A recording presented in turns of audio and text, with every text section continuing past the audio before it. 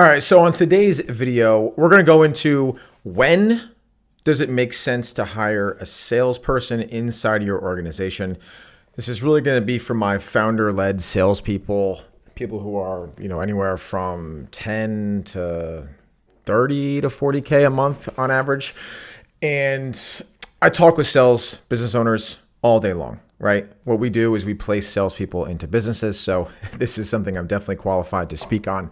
But some of these things need to be said, right? A lot of calls we get on, people may or may not be curious of is it time to hire a salesperson? A lot of my time is being eaten up on Zoom calls, and I've been there. You really get to work on your business after your core business hours are dedicated to sales calls, internal sales meetings, coaching calls, networking, whatever that looks like. And then once all of that noise is done, now it's 6 o'clock, get some food, back to the computer to actually finish your to-do list, create your tasks, and actually move the needle in the business. Now, this is a grind, right? And it's sustainable in short sprints, but it's not sustainable long-term, right? You're going to get burnout if you're on the computer from 9 to 9, 5 to 7 days a week. It's just human nature, right? We're not robots as much as we'd like to think we're the Terminator. We get burnt out, right? So a lot of these business owners that show up in the calls, they're looking for a salesperson. Now, if this is your frame of mind, you might need to do some work before you get a salesperson, right? So hiring a junior level salesperson, a cold caller, an appointment setter, an SDR is not going to be the savior in your business, right? They're not going to save your business. Will they help your business? Will they help generate revenue for your business? Will they help you dial in on your messaging and your product market fit and evaluating new target ICPs and archetypes? Yes. But don't expect somebody who you want to pay commission only or a couple of grand a month to grow your business, right? It just doesn't make sense. This person is a junior level sales talent, right? They're anywhere from 20 to 27 years old. Their job should be reaching out to prospects, calling them, emailing them, LinkedIn, DMs, whatever it is, reaching out to them, facilitating conversations, qualifying those people, and then booking them on the calendar, right?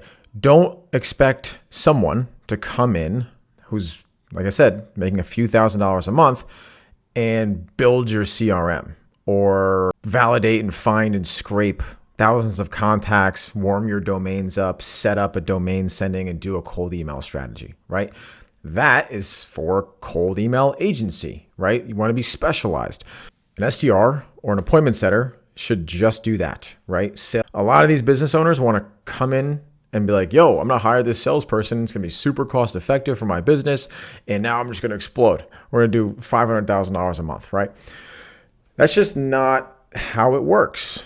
Sad to say, right? This person should stay in their lane and be specialized into developing business and sales opportunities, right? I got a message on LinkedIn. I'll leave the name out, but this guy messaged me and he was like, hey, so I'm interested in hiring somebody to come in and learn the business 100% and replace me. He also said, I want to be completely detached from sales. And then he was like, I'm only willing to pay a percentage of revenue closed on commission. So no salary, no money, but he wants this person to come into his business, spend time, energy, effort, blood, sweat, and tears to learn this guy's business as good as him, in his words. He doesn't want to be attached to this at all. He just wants to delegate his sales, which is the lifeblood of your company. Why would you delegate these things? And then he just only wants to pay upon result, but he doesn't want to help the person get trained. And he wants them to do it all on their own dime and their own time. Just think of that outside, right? I'm assuming if this guy read that message out loud like I just did, he'd be like, that's kind of a ridiculous proposition, right? But a lot of people think in those terms, right? Would you work? Would you do that? That's a really good frame of reference, right? Would I take this opportunity myself? If you say no, Why would you expect someone else to take that opportunity? The quality of the opportunity will determine the quality of the applicant that will apply and ultimately receive the offer and say yes to working with your company. If you're offering $2,000 a month, you're going to get somebody who's excited about $2,000 a month. If you're going to give somebody 10 grand a month or have the opportunity to make 10 grand a month, then you're going to attract somebody who's excited about 10 grand a month, right? Those are two different types of people. The more junior that person is, so you can expect junior results to a degree compared to an advanced person. There's a reason why the best and the brightest command the most amount of compensation. If you want somebody who's built a Fortune 500 company, you have to pay Fortune 500 prices, right? If you want someone with no experience, then you can get that for no experience type money. You can't ask somebody to come in and help totally redefine and build your business when they can make more than that working at like Chipotle. It just doesn't make sense, right? So logically, when you're thinking about hiring a salesperson, understand that it's going to require a certain compensation and a certain investment into that rep, not only financially, but as well as your time and commitment. If you're going to hire someone on your operations and your fulfillment, you're going to give them a slew of SOPs and trainings because that person is essentially there to onboard and retain your customer and your revenue. That's worthwhile of your time and training. But a lot of people just expect salespeople to come in and just figure it out and be super successful. Like the best companies that we work with, the best companies that I've been an employee of are very focused on communication, on culture, and ongoing training and support. Now, I'm not saying handhold them for 6 months, but I'm also saying that you can't just hire somebody and just expect them to figure things out. At the end of the day, nobody will care as much about your company than you. Why would they? They're an employee. It's your company. No one's going to care that much about your company besides you. It's yours. It's your baby, right? It's your brainchild. So you cannot expect someone to live and die for your business if you're not even helping them or giving them the support that they need. So if you're watching this and you're curious and you're like, hey, I think it's time to start delegating some sales tasks, are those sales tasks things that you have done yourself successfully? Then you need to do it successfully before you hire. Or if you've done cold email really well, you can probably add cold calling, right? Because you already have a degree of understanding of this message resonates with this audience. So if I call that person with a similar message, we'll have success. If your entire company runs off word of mouth and referrals, and then you want someone to come in from day one and start cold calling, and you don't have any numbers, direct and mobile numbers, don't call landlines and gatekeepers, waste your time. That's a VA. That's not a salesperson, right? Scraping and validating information should be done by paying for data. ListKit, Apollo, Cognism, Seamless, ZoomInfo. Buy that and then just make the salesperson do what the salesperson does best, right? Which is outbound activity. The more you can optimize their time being spent on outbound activity and the less on manual data entry and prospecting, the more activity, the more results, the more revenue. So back to my point, don't hire someone to do something that you don't know works yet. It's very simple. The reason I hire cold callers is because I've made probably over 1 million cold calls in my life. I know how to do it. I know what works, what doesn't work.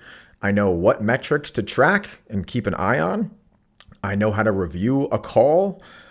I know cold calling like the back of my hand. So I can find sales talent very easily. I can pick up on who's going to be good, who's not going to be good.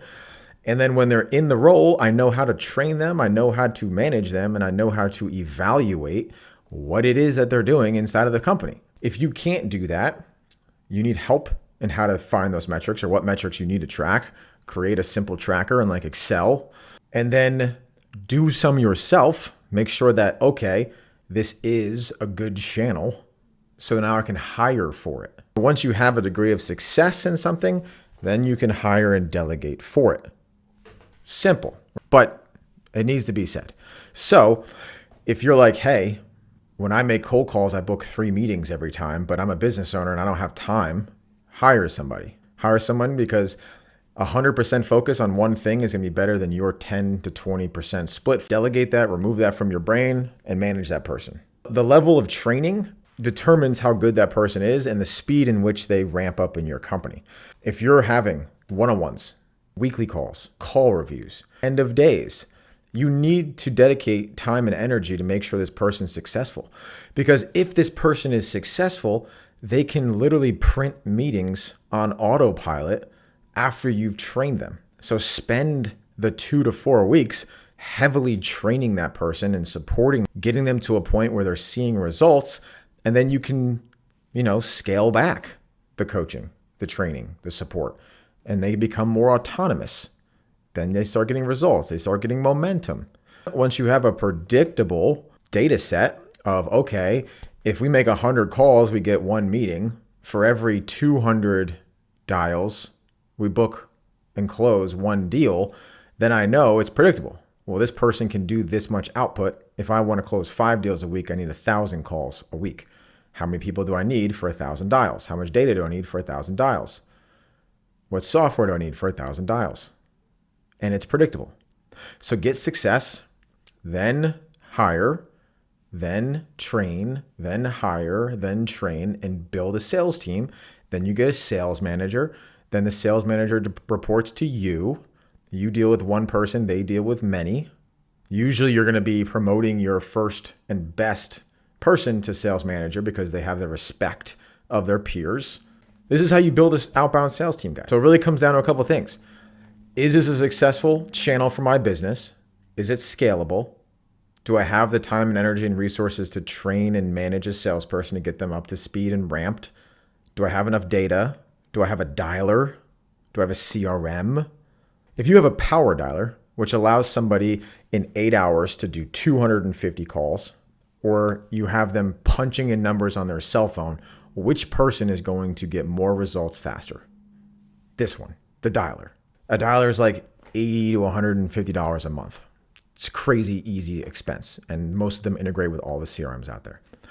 Just buy the dialer, buy the data, buy the person, and do this thing, right? But if you're looking for your SDR and savior to build your whole outbound sales process for pennies on the dollar, you're gonna be stuck on the hamster wheel of finding, interviewing, hiring, training, firing, interviewing, hiring, training over and over again.